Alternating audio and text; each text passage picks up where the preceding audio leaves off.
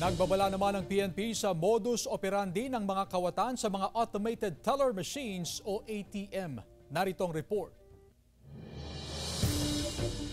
Nagbabala ang PNP sa posibleng paglipanan ng Blue Lady modus operandi kung saan target ang mga senior citizen na naglalabas ng kanilang pera sa ATM. Sa modus, magpapanggap ang suspect na tutulong sa kanyang biktima. Tatanungin ang PIN ng card, saka maglalagay ng glue sa ATM keypad button. Palalabasin na kinain ng ATM ang card at doon na isasagawa ng kawatan ng modus. Hingi ka ng tulong sa teller sa loob ng bangko or sa guard.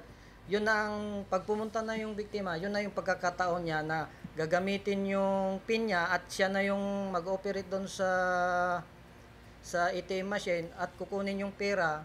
Hirap daw sa pag-withdraw ang 56 anyos na si Lilibeth Gante, kaya lagi niyang isinasama ang kanyang anak. Mas mabuti na raw na maingat at alisto para hindi mabiktima ng anumang modus. Kasi mahirap yung mag-withdraw ng ano. Tapos, nag-iingat na rin kami.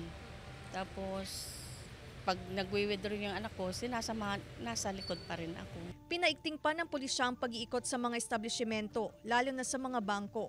Kasama si Ron Alistair Taniedo, Claire Lacanilaw, 1 North Central Luzon.